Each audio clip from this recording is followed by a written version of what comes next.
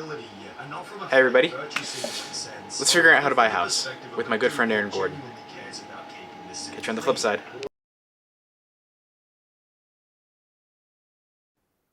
Yep. So, back webcam. Yep, tab audio.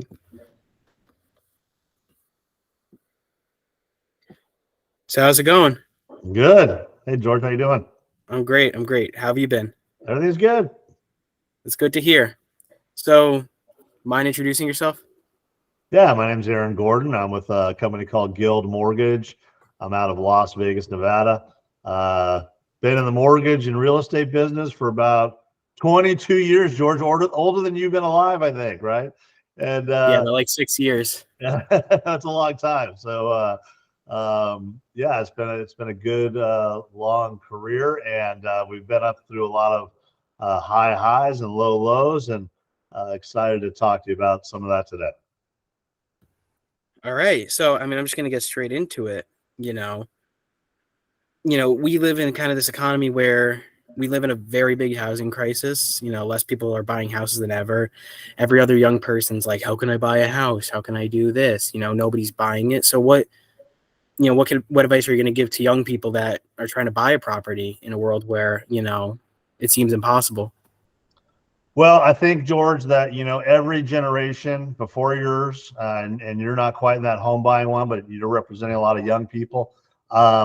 Every generation has had its own challenges, right? I mean, so buying a house has never really seemed very affordable to most people, right? It's literally something that feels impossible to do for most young people when it happens. So on one hand, I would say to young people, know that that feeling is very, very common. And not only would you be having it, your parents had it, your grandparents had it, your great grandparents had it. Okay.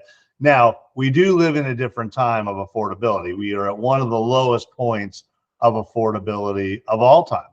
But, George, we also live in a time when employers are pretty flexible as to where you can work. So, yeah, if you're trying to buy a house in Los Angeles or San Diego or Chicago or many other cities, it may be unaffordable. And you may have to look either more rural or maybe into a neighborhood that you're not so crazy about, or a condominium, or you may have to think about moving to a different state and working remote, somewhere more affordable, or the other thing that's unique to your guys' generation coming up is that, maybe the idea is you buy a rental property in a very affordable place, and maybe your first purchase isn't the home you live in. Maybe the first purchase is homes in Oklahoma and homes in parts of, Ohio and certain states are still very affordable. And so maybe either one, you go work remote there, or two, you just go buy a rental there just to get on the ladder. And you want to get on the ladder, George, of real estate, because it's the single greatest wealth creation tool that any of us have ever seen, right? And so the surest way to make money for your future is going to be to own your home. And so it's the easiest investment to make. It has the most potential to make. And so aside from, buying some penny stocks here or there, or $5 a day on Amazon or whatever you want to invest on Robinhood or any one of the sites, I mean, but that's probably not going to get you the same type of windfall that real estate would get you. So you got to get on the ladder somehow. And I would just say, don't get overly discouraged. Just know it's possible. It doesn't require 20% down, owner occupied. You can get in sometimes for zero down. It depends on your market, and there's bond programs, and you gotta be open to the possibility and research it and see what's available to you. Right. So let me ask you this. So when it comes to people that not only want to own a property, but want to do things like rent out a property, own multiple rental properties at a time, how would you go about that process? Like, what would that look like exactly? Because I hear a lot of tutorials online and people saying, like Graham Stephan, I think you know who he is. Yeah. Yeah, like people like that, all great guys, but it feels a little convoluted sometimes. What will be the process of someone who wants to own multiple rental properties and get into the business that way? Well, you start with one, right? You always start with one. And so, The way that a lot of people have done it traditionally is they'll go and buy their first home and they'll use an FHA loan, for example, 3.5% down payment. Okay. Now that's an owner occupied product, meaning you have to go live in the house. So, but what people will do is they'll go buy their first house for 3.5% down, maybe even 0 down using a city or state bond program. Okay. Go live in the house a year, year and a half, whatever, fix it up a little bit, and then rent it out and move on to the next one. And so that's one way to do it. The other way to do it is what I said, which is, maybe your city is unaffordable and you just can't even putting 3.5% down, you're not gonna be able to afford the payment, right? Or certainly if you try to rent it out, it wouldn't cash flow. You'd be losing too much money. So you may want to go look in another city and buy a home there. Now, if you're going to go do that, if you're going to go buy, now a lot of people will tell you that's crazy, Aaron, you're insane. Don't go buy a rental. What happens if something goes wrong? Well, if you're going to do it, you got to hire a property manager, right? You got to find a good property manager in the area to run it. And, a lot of people today are investing in Airbnbs and VRBOs and all that stuff. Well, they almost always have a property manager as well. Some people manage those themselves and put them on, electronic lock boxes and all that other stuff you can do remotely. However, it's still a home. Things can go wrong in the home, plumbing, air conditioning, whatever, and they require somebody to get there ASAP. So you got to either have somebody really good in that city or it's going to be you. And so it depends on, what the cash flow looks like, how much you're willing to give up of your profits or lack of profits to do that. But it's totally possible. And don't, the one thing, George, the one takeaway would be, don't let it seem impossible. Literally millions of people before you have done it, right? It's the easiest way to do it. Now you just got to be focused on it and not get detoured. But to this day, me and my old fraternity brothers, some of who are in real estate, I talked to one this morning about the market and what the opportunity is. So it's constantly going to change. The real estate market is changing all the time. You have little 3 and 4 year blocks where it's the same and then it changes. So if you plan on being a real estate investor and owning multiple properties, just know you're going to go through some cycles. Some are going to be good, some are not going to be not so good. But if that's your business, right, you'll invest in all cycles, right? You'll just try to figure out how to navigate those cycles best. So now, all right, so it's basically to study the market and adapt, right? Yeah, be aware. For example, I mean, like if you did like a Zillow search of the whole United States and look for a home that was under $100,000, you'd be shocked at how many homes pop up. I mean, there's a lot of homes in the United States under $100,000. Now, some of them may require you to do some work. Some of them, you may not like the neighborhoods of some of them. But if your goal is to be a real estate investor, right, you don't have to live in the place forever. Go in, do your work, get the house, fix it up, make it worth, instead of the 100 that you paid for it, the 90 you paid for it, get it to a point where it's worth 110, 120, 130. Then maybe sell it or rent it out or whatever you want to do, move on to the next one, right? And so it's just an investment in yourself, and it's not that difficult. What gets in people's way is they want the $500,000 big estate, when they're a young person, and that's the home they want, right? They want it all in one catch, and that's probably going to be unaffordable in most markets. So start small, work your way up, and then next thing you know, it 5, 6, 7 years from now, you've built a little real estate portfolio, and you can do a lot of things. I mean, I can tell you story after story after story of people who 20 years ago came to me and bought 1 or 2 homes, and say they own apartment buildings. One of them owns a hotel today, and so he had no idea he was ever going to buy a hotel. It wasn't even on his radar. His radar at the time was, when he came to me the first time, he was buying his 6th home, and he was probably in his early 30s. He was buying his 6th home, and all the homes at the time were under $200,000, but incomes weren't the same then either. So it was a lot for him to chew off. And when he came to me, it was in the middle of the mortgage crisis, when the entire real estate market was crashing. So he was very much a contrarian, meaning he was, swimming upstream when everybody else was swimming downstream. And so, but today, today he owns a hotel. He was able to leverage all that and buy a small hotel. So, so it's you just have to be patient and know that it takes steps to get to where you want to go. I have a follow-up, and it's a bit off topic, but it's more of a curiosity question. Yeah. So I remember I was watching a Vice documentary a couple years back, and it was about how there are houses in, I believe it's Detroit, that are worth $1 or $10. Yeah. How does that work? How is that possible?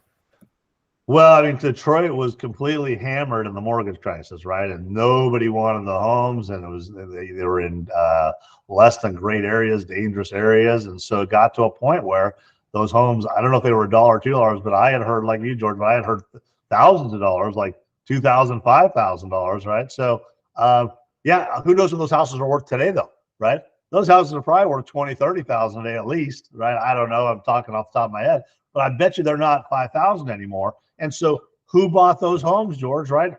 Like, who would be crazy enough to buy those homes? People who were able to see a vision and say, this is not going to last forever, right? And I'm going to go in there and buy a couple of these things, and I'm going to fix them up, and I'm going to make them presentable. And you know what else, George, a lot of people do, not a lot of people, not enough people do, is like in homes like that are completely destroyed, right? I mean, if you're a fixer-upper guy, right, you can go take a house that's completely condemned and not even close to being livable, and you don't even have to go in and do all the work. You can go in and just do enough work to where it's no longer condemned, and at least it's somewhat ready to build, and then you can flip that to a home flipper who is experienced to do the rest of the work. So there's many areas of real estate that you can get in. You're just going in and taking care of the first step of it, which is to clean it all up, make it in a position where it's sellable to somebody who's willing to do a fixer-upper, right? So maybe that's the place you start, which is I'm going to go drive around my city, and I'm going to go find condemned homes that are boarded up, okay? And I'm going to call the owner of those homes, and there's all sorts of software out there today, George, where you can do that. Find some boarded up houses and call the owner and say, hey, I'll take this thing off your hands. What'll it take? And figure out what it is, and then maybe go to some friends and family and say, hey, I can buy this house for $14,000, and I know that if it were pristine, it would be $140,000, right? I don't need that much money because I'm not going to take it to that level, but I just want to get it to a level where I can sell it to a property flipper who will go put in nice cabinets and nice flooring and all that. All I'm going to do is get it so that it's construction ready, right? And I mean, that may not take a lot, and you may find so a group of friends and family who believe in you and give you a small investment in that, because banks won't really loan you on that. So there's all sorts of ways to get in, and there's not as much competition. The more destroyed a home is, the more dilapidated it is, the less people want it, even flippers. They don't want to deal with the headaches. Like if you find a home that doesn't have clear title on it yet, a lot of property flippers don't want to deal with that headache. And so if you're the person who goes in and makes the headaches go away, right, there's value in that too. So sometimes just by, getting somebody's problem off their hands, you can make a good amount of money. Oh, for sure. One man's trash is another man's treasure. Exactly right. So a lot of these cases are, of these homes that are boarded up, and you call a landlord or the owner, the person could be very old and they don't want to deal with it, and they're done. They've made their money on the house. That thing's going to sit like that forever until somebody pays them something to get rid of it. And a lot of property flippers don't like that headache. There's too many other easier deals, right? But if you're new and you're hungry, you go in and you maybe even you make a deal with a property flipper. Say, what condition would this home need to be in for you to buy it, right? And they'll tell you, and you go and do that minimal amount of work. Now it's ugly work, it's hard work, it's intense work, but like you said, one man's trash is another man's treasure. I have another follow-up question to the follow-up question. What's it called?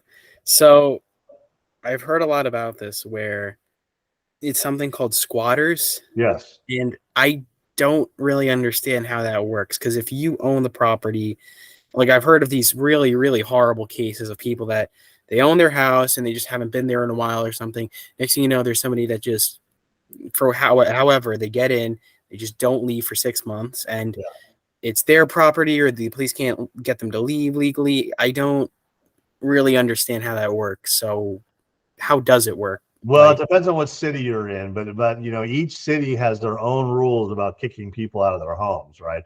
And so, yeah, there are cases in some cities where if you haven't checked on your house in 2, 3 years, whatever it is, and somebody moved into it, you can't just show up one day and kick them out, right? So, I mean, I'm with you. I don't feel that's right. I feel like they were there illegally. You should be able to kick them out. But some cities, as you know, are very landlord unfriendly, and they look at that person and say, you know what, if you had been taking better care of your home, this never would have happened. And so the fact that they found a place to live, you can't just uproot them now. And so there's usually a process to get them out, but it could take months and months and months to do it once you discover it. And so it is strange.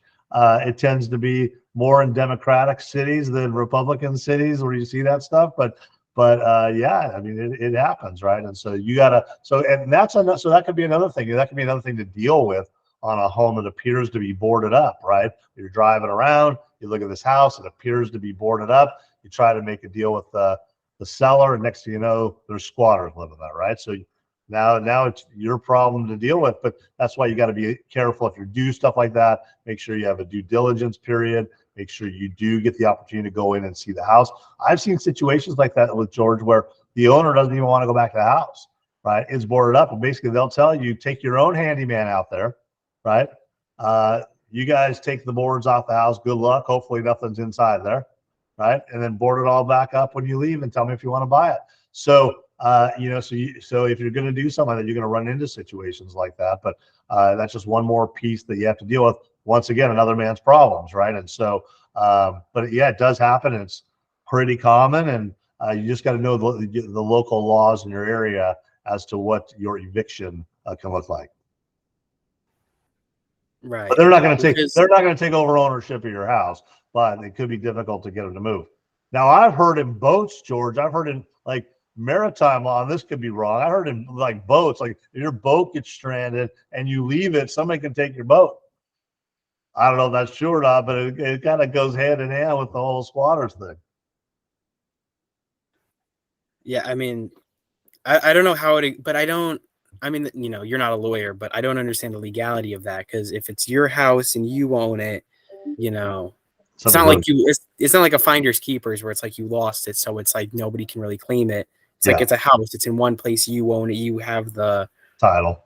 Yeah, yeah. You're not going to lose ownership of the house, but the depending on your city, they may be concerned about the health of the person you're kicking out, and they're going to probably give them the opportunity, one, to prove that they're not paying you rent, right? So you got to go through that process, right? Of all of a sudden you say, whoa, this dude and his family are in my house, and I never gave them permission. Well, now you got to go through a process, because they're probably going to say, oh, I have every right to be here, right? And so now they got to sort all that through. So some of it does make sense, because what you don't want to have happen is landlords who are pissed off at their tenants saying, person shouldn't be in my house, kick them out, right? So everybody has rights, and so it could take a little while to vet that. Yeah, well, I mean, we see it all the time with the homelessness crisis now, where, actually in LA, in Los Angeles, I believe that there is apartments that are worth like $50 a month. Like they have like charity apartments. Yeah. Now too. Yeah. Yeah. Yeah. It's a massive problem for sure. Yeah. So would you recommend other people to get into your field of work?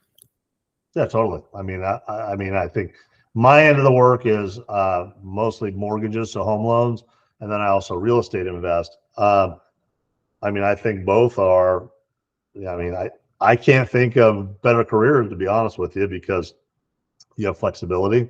In most cases, you're your own boss. When you're first getting started, no, but ultimately you'll end up and become your own boss, and you can make a lot of money. And so, there is stressful times. You're going to go through, like I said, up markets and down markets.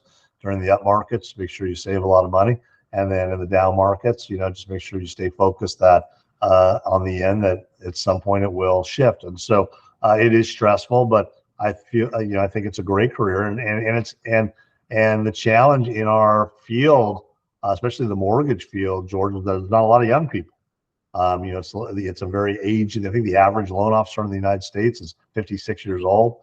The average real estate appraiser is like 56 years old. The average real estate agent is in their 50s. So there's a lot of opportunity for young people to come in, and you just got to be patient, and you got to know that it's not like you see on TV. It's not like the reality shows. You're not going to go in and do a $20 million deal your first week, but eventually you may get there. And so you put in a lot of years of work and work with somebody and learn the business, and then it'll be your time. And another reason why I think it's a great time, George, is that if I were a 22-year-old or 25-year-old looking to buy my first house, I probably wouldn't want to use a 55 or 60-year-old agent. I'd probably want an agent my own.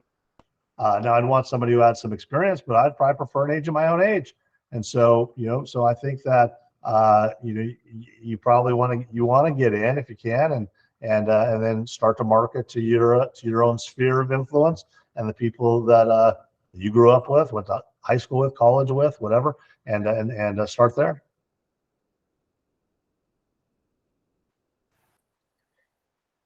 So, and I want to understand this part too. As a realtor, right? How you make money off of commission, right? Yes. Like you sell a house, right? And then you would make like 5% of, or like what would be like the average commission? I'd say today, and there's no set commission. It's all negotiable. I'd say today on average, the seller generally pays 5%. Okay. And then there's a split of some manner of that 5% with the buyer and the seller. Now, there's a lot of litigation going on and a lot of rulings in the court today about sellers paying buyers commission. So some of that is probably going to change a little bit as we move forward. But for today and for this discussion, let's just say I'm selling a $500,000 house. I'm probably going to pay $25,000 in agents commissions. Okay. And so then the two agents will split that up in some manner between themselves. And then, so that's the opportunity, right? So, if you sell, $10 million worth of real estate in a year, you're probably talking about making $250,000, $300,000. It's not too bad, and so that's a lot of real estate though, by the way. I don't want to make that sound like that's an easy to sell that much, but with home prices going up, the median home price in the United States is $440,000. So, the average commission is probably $22,000 on that. So, as you do the math there, George, it doesn't take a heck of a lot to earn a nice living. So, with regards to people and realtors making a good amount of money, you get guys like, I believe his name is Ben Ma, and like I mentioned before, Graham Stephan, yeah, right, that made their millions in real estate. Have you ever met them or had any interaction with them? No, but the one thing about real estate sales that is important to know is that everybody sees the commissions, but it takes a lot of work to get to a commission, right? Like, think about how many people you show houses to a year that never buy anything, or that buy stuff at a later date, or how many sellers you list their home and it doesn't sell fast enough for them and they fire you, or you try to tell a seller your home is worth about $550, and the seller says my home is worth $650 because I got the nicest home in the neighborhood, which is literally every seller. Okay, and so you list it too high, they don't get enough offers, they fire you.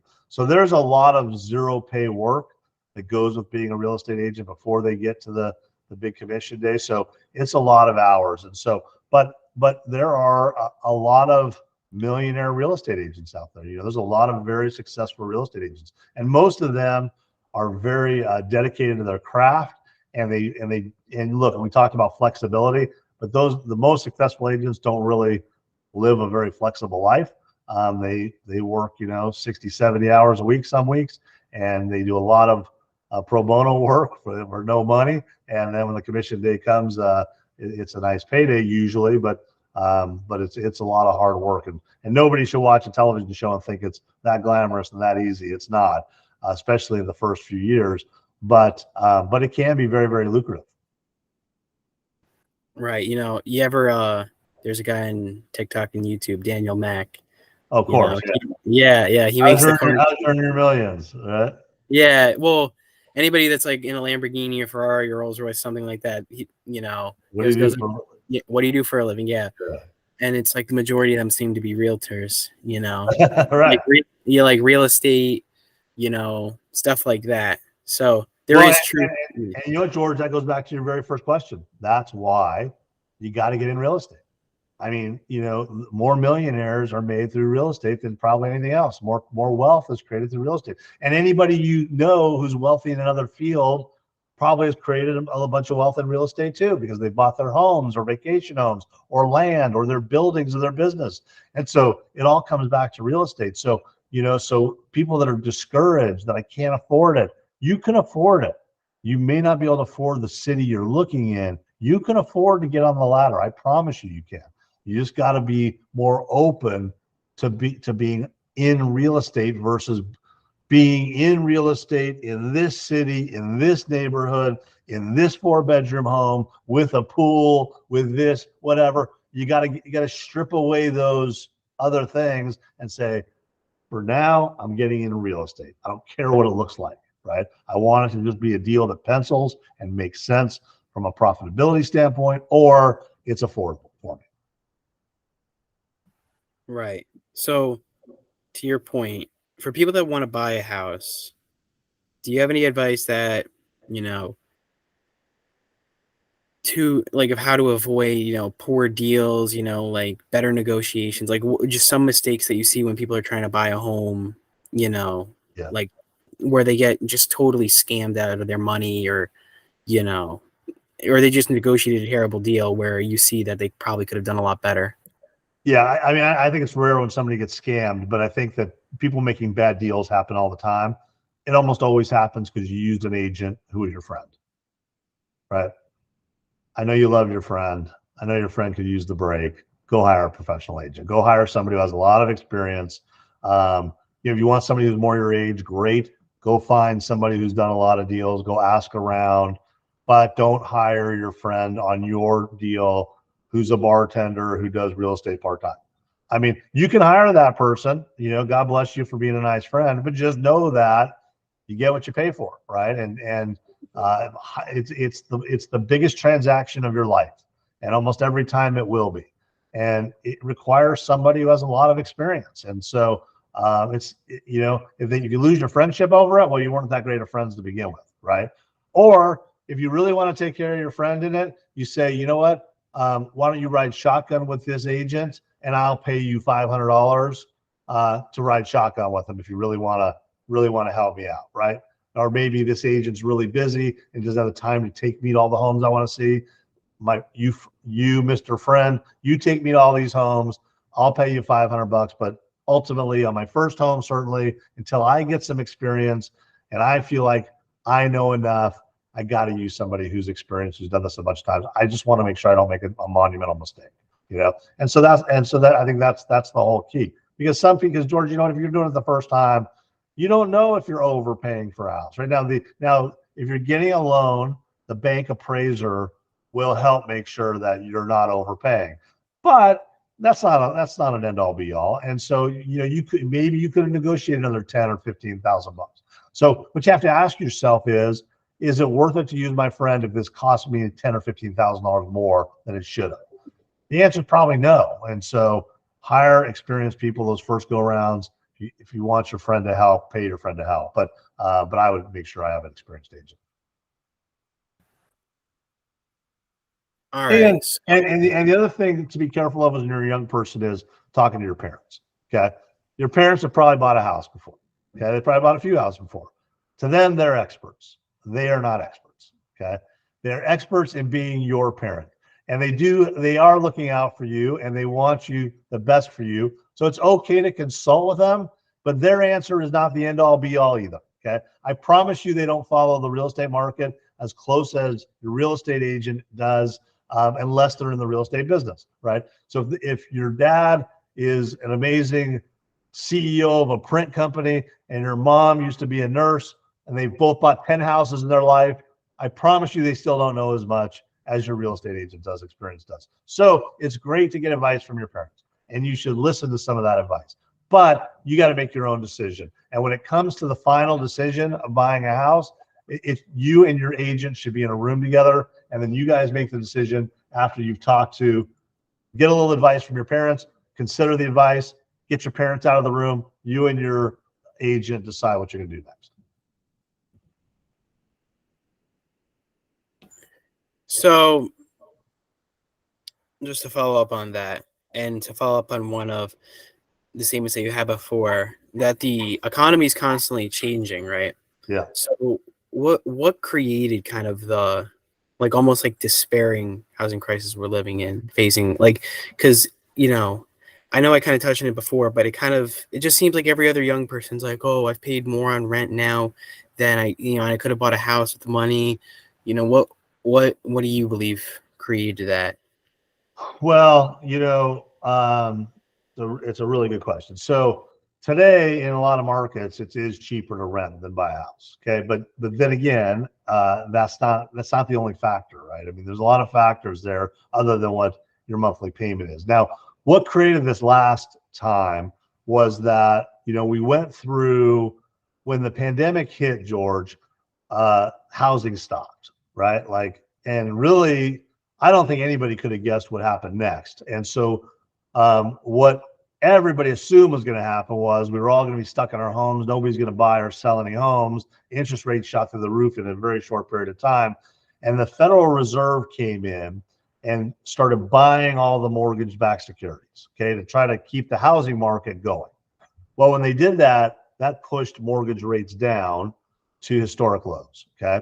And what people during the pandemic started to decide was, when they had to stay in their home 24/7, was they started to look around their home and say, my house sucks, right? If I gotta live here all the time and I don't get to go to my office 10 hours a day, right? And I got to work out of here. Well, if I got to work out of here, I need a home office, right? And if I can't go to the gym, I need a home gym. And if I can't go to a restaurant, I need a better outdoor barbecue in the back, right? And I need to remodel my kitchen. And they started thinking all this stuff. They're like, you know what? Let me just move, right? And then they started thinking to themselves, George, well, you know what? I live in LA, but I've always really wanted to live in San Diego, right? But I couldn't because of my job. Well, now I can work remote. I can work anywhere. So let's go to San Diego, right? If we're stuck in our house anyway, let's go to San Diego, or let's go to warmer weather, or let's go rural. So all these places that were the dream of retirement homes became remote homes. And so what you had was a housing boom, right? So houses were selling like crazy. People were bidding up houses. Interest rates were super low. So most of the nation refinanced their home at historically low interest rates. So what you ended up with was all these rising home values, very low interest rates. So people could afford a lot more. They weren't spending as much money going out, so they had more disposable income. So you created this, lots of home value with the most expensive homes in history we have right now. And but interestingly, when it shifted, now everybody was assuming, okay, there'll be a housing crash, right?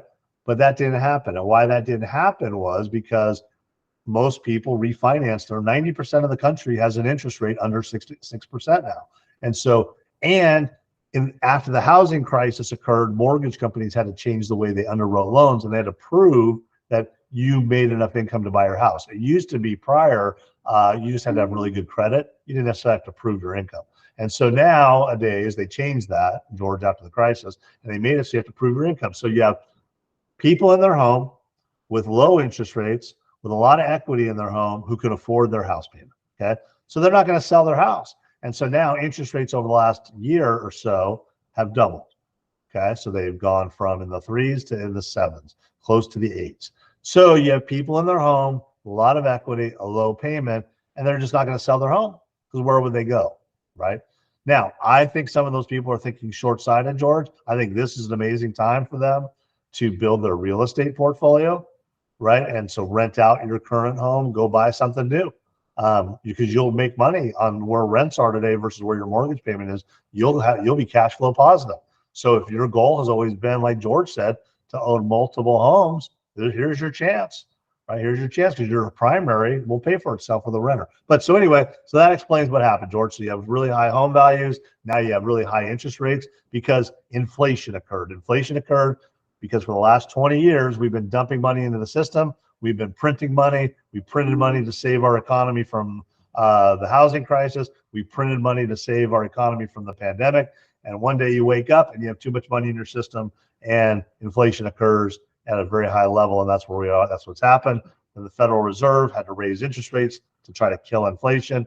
And that's where we are. So today we live in an environment in the housing market where home prices are very high, interest rates are very high, and the amount of people that can buy them are very low. And so that's why another reason for me was saying that that's not the whole entire night. That's the average of the nation, but that's not the local pieces of it. So you can go into small states and small areas and rural and go buy something. All right. So this is an unrelated question, but you know, in any industry, everybody gets a little bit annoyed with their clients and customers, right? At least a little bit at some point, right? No matter what, So are there any like severely repetitive questions that you get all the time that annoy the piss out of you? Actually, George, no. Strangely enough, no. And I think it's because when you take on this job, okay, you realize that everybody's new. Okay. Like, so even if somebody bought a house 3-4 times, it's still new. You just prepare yourself for the question that's asked, all the time. And the same questions are, what are mortgage rates, right? And those change often. So that's fair enough, right? And like you said, what's it going to take for me to buy a house? And so that doesn't annoy me. What does annoy me at times, though, which I will tell you, is that when people don't listen time and again. So when you go through a real estate transaction or the mortgage process, your lender, your real estate agent, and your escrow company, title officer, lawyer, whoever it is on the closing side of it, are going to provide you with some instructions, right? Now, look, we all know you're not going to read them the first time. And then we'll reiterate them a second or third time. And then as you send stuff in, we're going to reiterate it a third, fourth, fifth, sixth, and seventh time. But a lot of times people just don't listen, don't read, don't anything. And so that can be a little bit frustrating because what ends up happening is it slows the process down. And so if you don't, it's really important that if you go through one of these, that you take a couple minutes and listen to what everybody's telling you got to do. Follow directions. When somebody asks you to do something, do it within 24 hours. And the next thing is don't argue it. So that's the other thing that can frustrate the parties of a transaction is when we tell you, hey, you know what? I need your 2022 W-2. And then you don't send it. And then you send me an email saying, why do I need to give this to you? Right. So that type of stuff can be frustrating, George, but you understand it. I mean, you deal with it and you answer it, but it can be frustrating because it slows the process. And really what you want to do is once it starts, you want to get through it as, it's a very difficult business to be great at customer service because it's a lot of unknown. There's a lot of fear when it comes to a real estate transaction. And we're going to ask a lot of personal financial questions. So it's really difficult to make that an amazing customer service experience. But most of us in the industry try. And the best way to accomplish that is by just providing documents as quickly as you can. So just be cooperative. Be cooperative. Don't be argumentative. Yeah. Stubborn customers are often the worst. Yeah. But yeah. In all industries, right? In all industries. Oh yeah. I would know I'm a receptionist. But so when people are being jerks. Yeah. Like probably 10-15% of people a day are jerks, right? Yeah. It's like it's not often, but it's every once in a while you get in, I know how it is. Yeah. But so are there any common mistakes that frustrate you though? Not frustrate, but I'd say what's a better word for it? Not frustrate, but I'd say could be perplexing at times, right? And they go back to what I said. not reading a text or not reading an email or sending something that's asked for that's completely different than what you were asked for, and then not explaining it, just kind of hopeful that they accept it, and so that becomes the frustrating part of any transaction, when somebody's just not paying attention. And it's okay if you're busy and you don't have time for it. It's better just to send an email or text that says, hey, I'm really busy right now, I'm going to do this tomorrow when I have some time. That's an acceptable answer, right? But some people will just send you whatever they want to send you. So that can be perplexing at times, and only frustrating, George, when it happens multiple times, right? So when it happens one or two times, it's okay, but when it starts to happen consistently, then you have to have a conversation about, look, it just seems like you're not paying any attention. This isn't a priority to you, which is okay. Let's assign somebody in your life that we can send these to that can handle this for you. And that happens, that doesn't happen with young people. Young people are usually very, very responsive. It generally happens with the more busy professionals that they just don't have time for it, and so they get frustrated with the documentation requests and they don't have time for it, and so they just start throwing whatever at you. Right. So, yeah, just confusing mistakes more than it is frustrating ones. Yeah, like what is this? Right. Yeah, people that don't understand what they're doing. Yeah. So this is more geared towards you and your life. How did you personally succeed? Like, how did you get to where you're at? Was it just time, or what was it? I graduated from college, and I was broadcast journalism with an emphasis on sports. I went into sports casting early on. Actually, Colin Cowherd is. You know who he is on Fox? Heard the name before, yes. Yeah. So you're the people that are watching your podcast that are heavy sports fans will know who he is.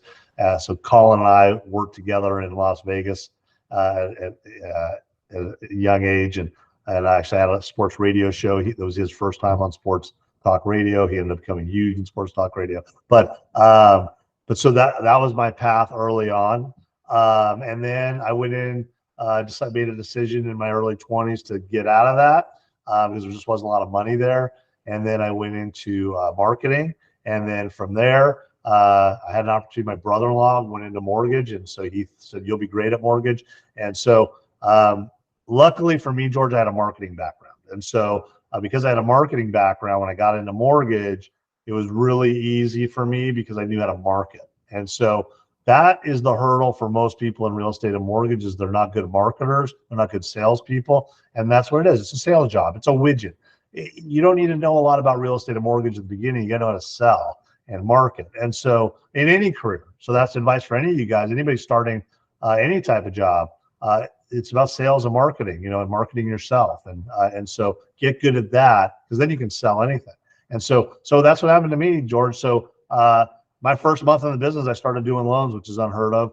My first year, I had a really great year because I knew how to market. And so it was a really great career choice for me. It's funny about it. The career choice is that I was like not the finance guy at all. In fact, I was more on the creative side, marketing and sports TV and sports radio and all that.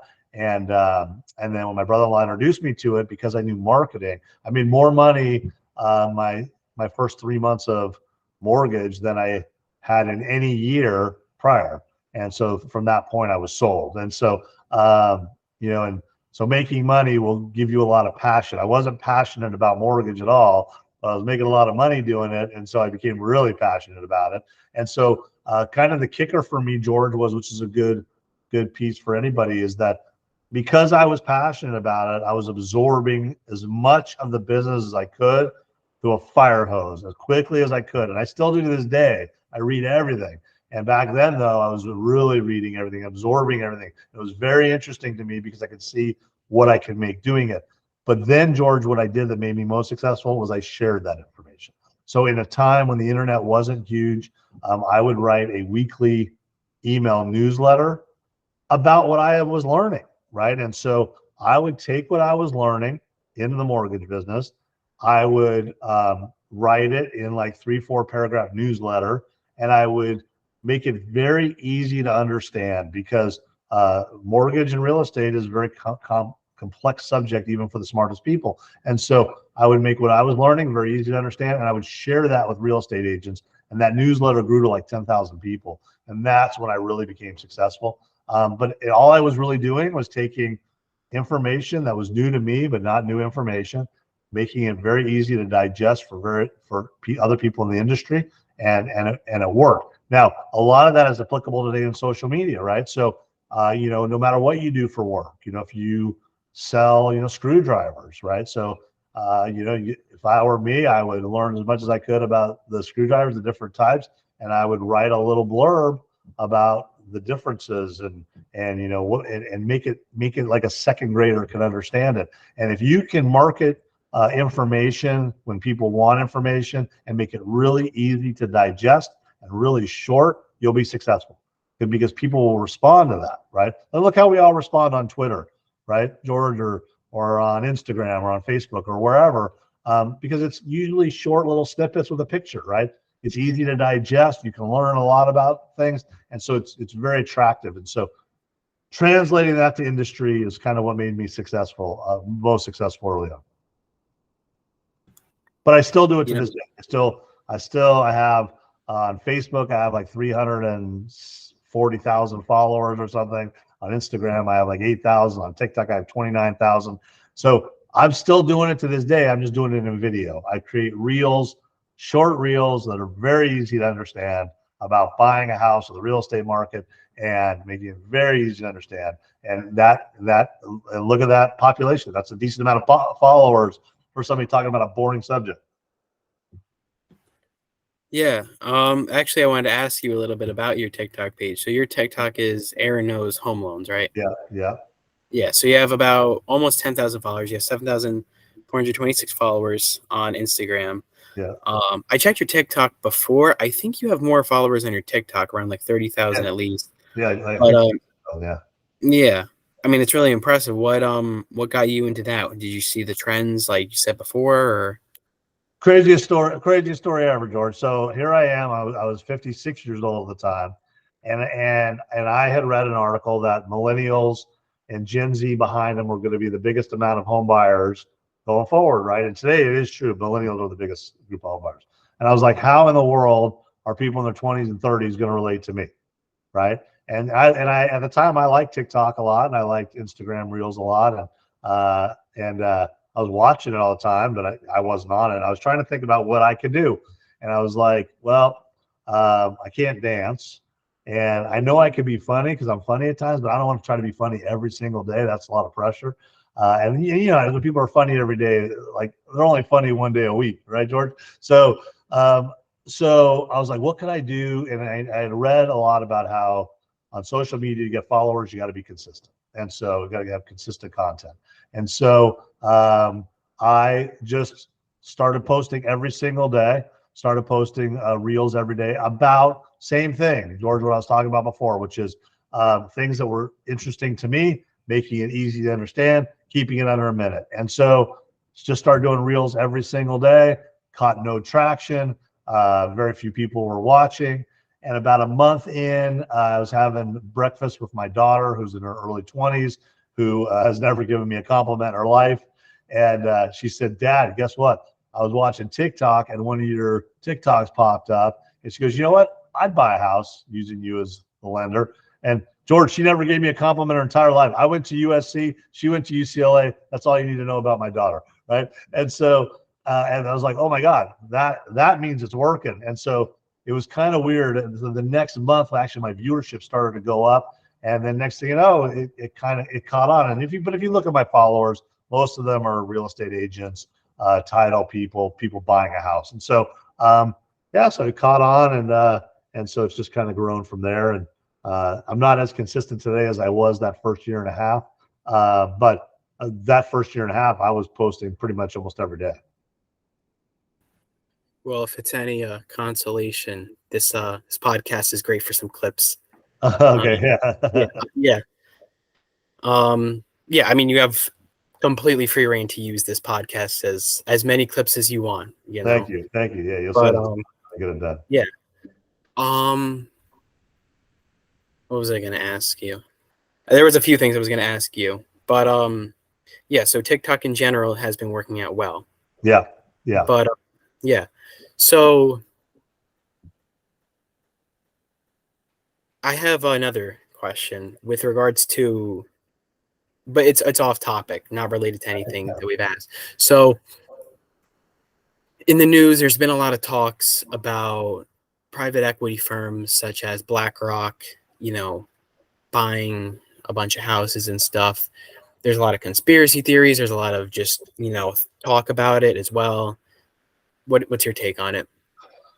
Well, they came in at a time like before 2008, they had never bought a house. Okay.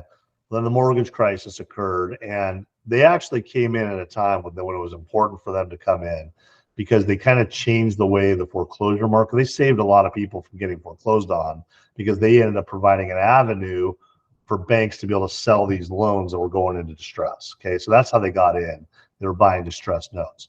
Well, now they saw how profitable that was, and now they've taken it to another level where they're buying homes in your neighborhood and mine, right? And renting them out.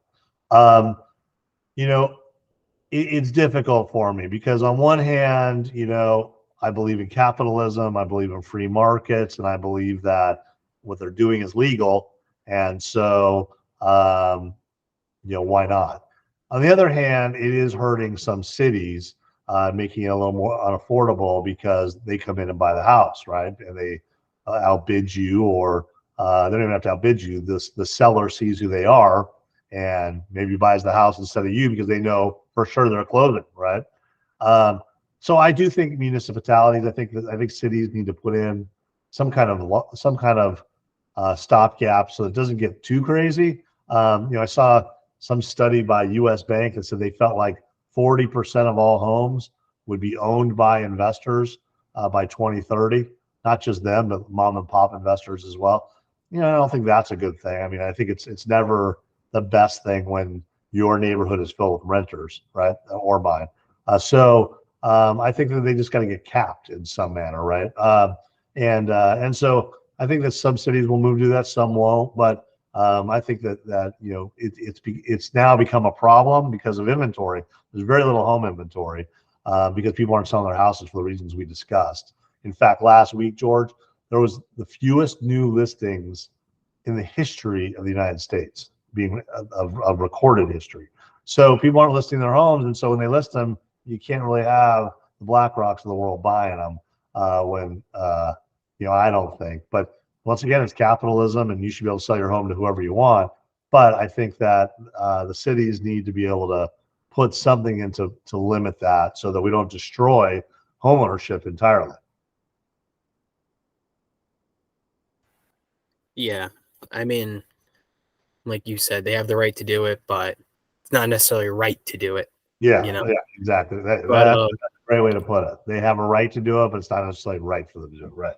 Yeah. Yeah, I mean, private equity in general has been like a hot topic, especially as of recently, since it's buying, investing in a lot of different shares of a lot of different companies. I saw recently an ad for this company, and this is related to the idea of owning shares and percentages of different investors owning things. So there was this app I heard about. I don't remember the name of it, but it's kind of like a Robinhood where you can invest, pretty easily in it in different things. But instead of shares and stocks, people could own a share of a house, right? A percentage of a house, not the whole thing. They go like 15, 20, whatever.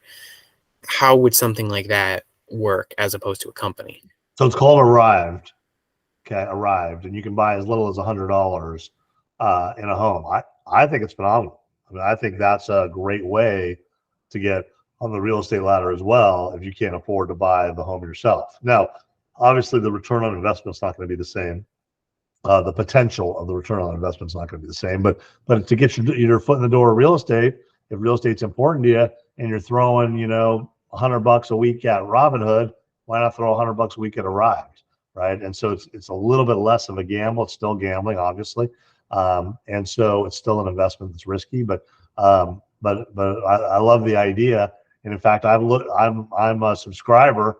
I haven't invested in anything yet, but I look at the houses all the time, and I have thought about it. But luckily for me, I've been able to buy whole houses. But I think it's a great strategy. So you like it? Yeah, I like it. I like it. Yeah. Didn't Bezos start it? I think Jeff Bezos started. Yeah, he did. Yeah. So actually, this is another related question. So this is with regards to something I've been seeing a lot more of. Because like you see on YouTube Shorts and TikTok all the time, just different people giving different advice on houses and how to buy things and how to own assets. One of them is, this chain basically of trying to, put your name away from what you own as far as possible. Usually in the order of you owning a trust fund, which then owns a holding company, which then owns an LLC, which then owns a house or a yacht or etc., something like that.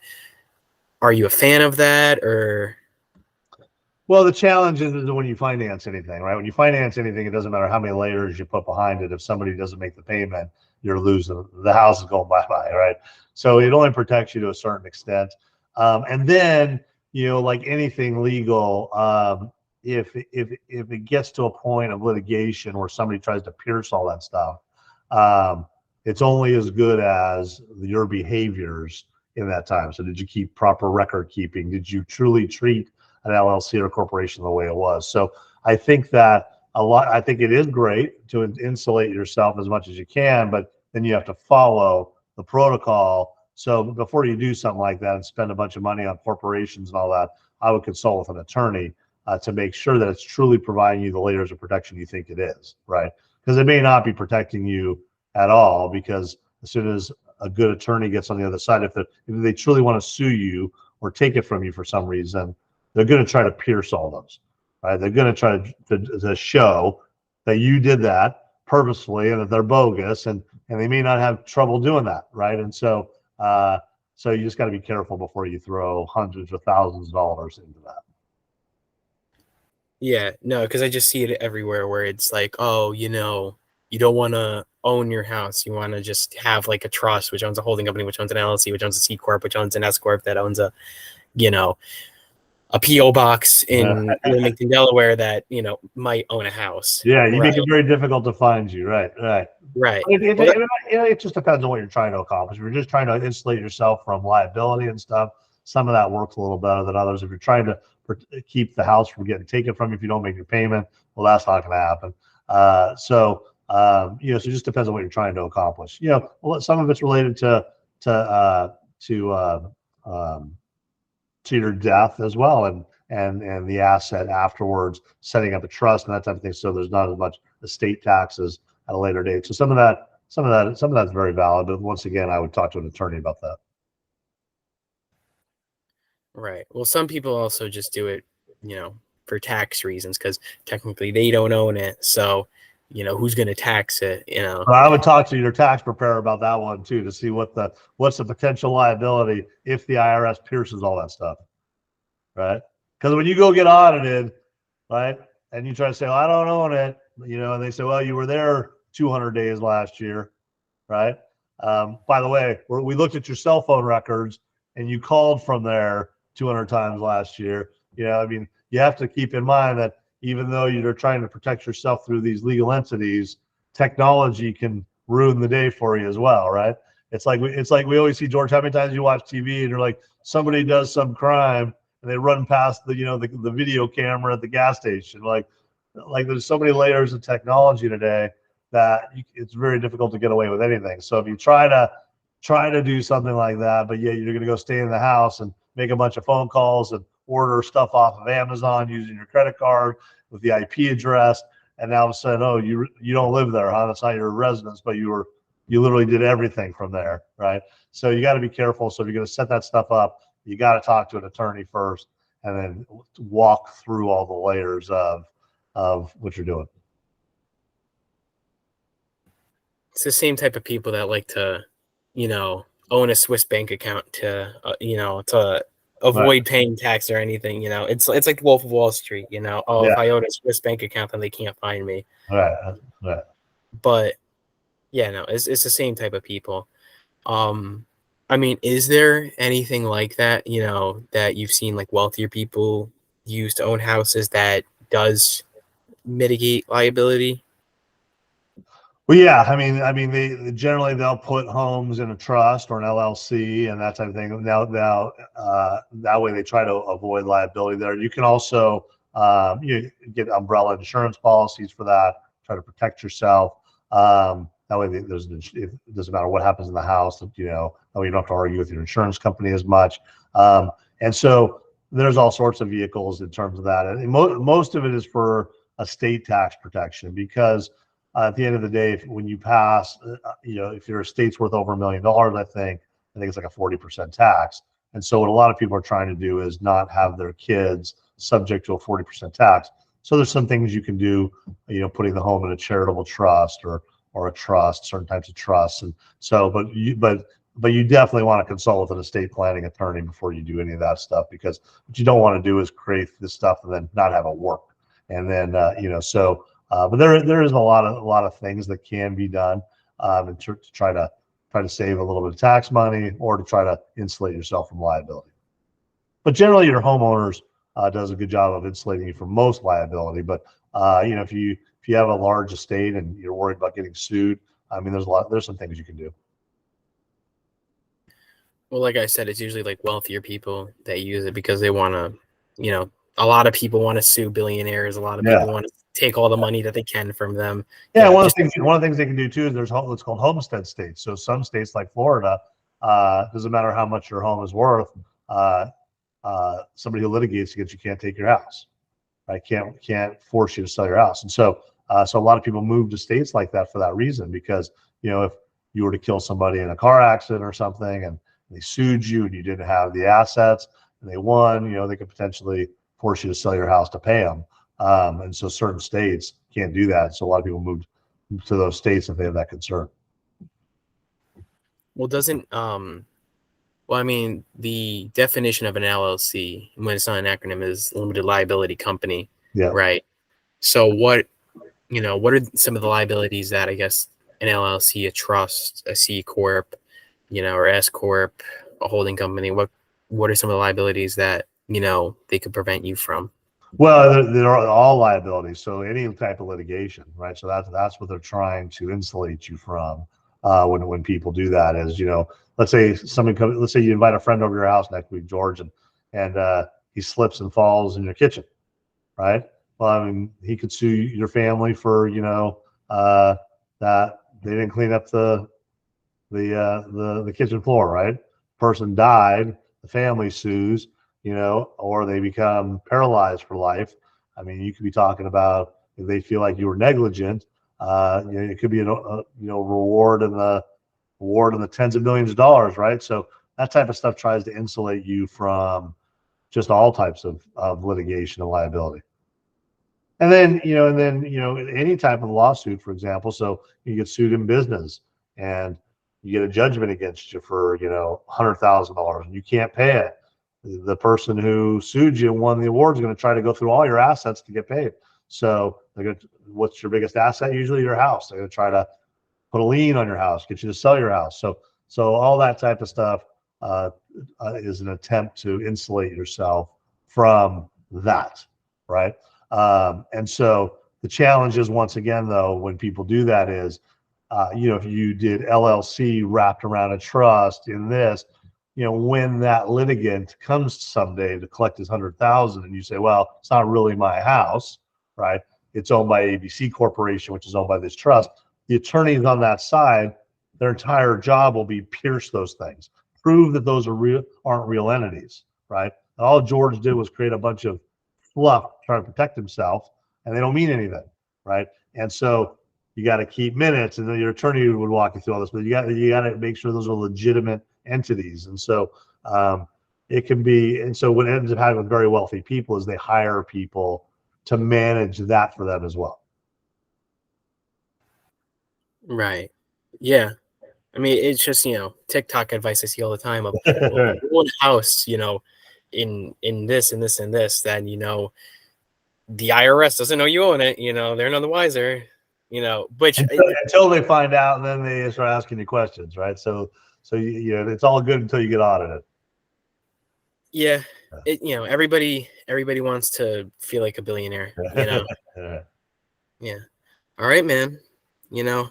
This is it's been a great interview so far. All right, I want to talk to you a little bit after the show, but so far, it's been a good interview. All right, I've had fun.